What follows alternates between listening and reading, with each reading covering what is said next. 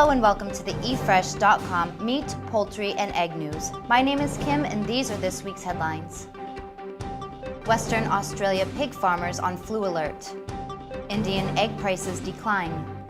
India cuts cow slaughter term. GM crops to cut cost and methane. Bring on the personal fowl. Western Australia pork producers have called for vigilance to protect their herds after a suspected outbreak of swine flu in pigs in New South Wales. Western Australia Pork Producers Association Executive Officer Russell Cox said he was confident biosecurity measures in New South Wales and Western Australia would ensure livestock from the eastern states would not endanger local pigs. The New South Wales piggery was quarantined on Friday after samples taken from pigs on the property returned positive for the influenza AH1 virus. Further test results due today were expected to confirm the presence of the AH1N1 human swine flu strain. Mr. Cox said 90% of stakeholders in the Western Australia pork industry had been advised of the suspected outbreak, but all evidence so far suggested there was no cause for alarm. Indian egg prices are declining after farm gate prices rose above a record 2.5 rupees in various parts of the country at the beginning of this month.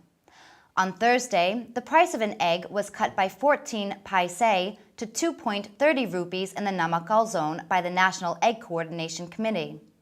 Elsewhere, too, prices have declined since the middle of this month.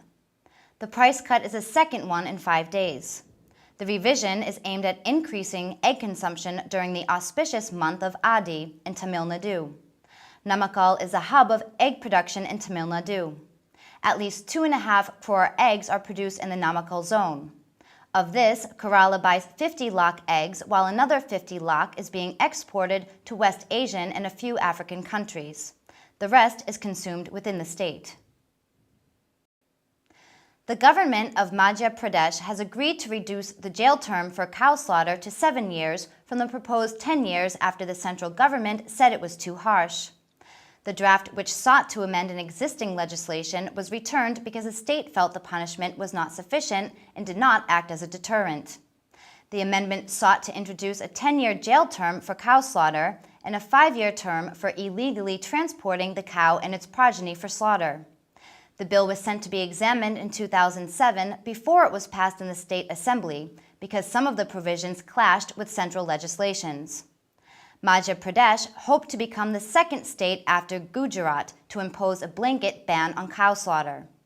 The central government, however, returned the draft saying a total ban on cow slaughter will adversely impact the policy to promote better breeds of cattle under the National Cattle Breeding Program.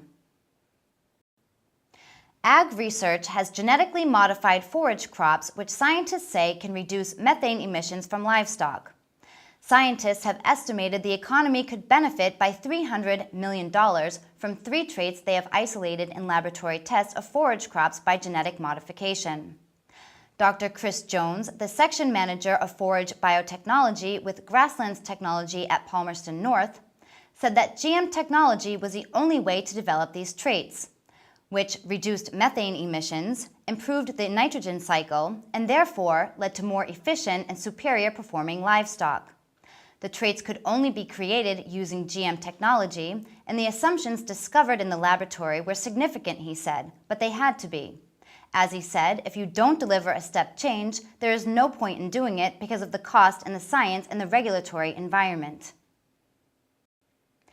There may be meatier matters facing the city, but Bostonians should be aware of the movement building coast to coast in the U.S. to relax laws against raising chickens in residential neighborhoods.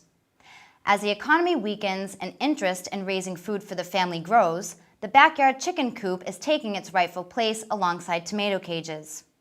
According to the city ordinance, no person shall keep any live fowl or other farm animals except in accordance with permit.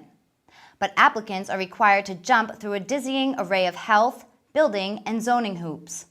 Though keeping chickens does have the potential for nuisance, the city's ordinance would seem to provide plenty of protection for wary neighbors. The ordinance would be better still if it limited the number of hens to 4 or 5.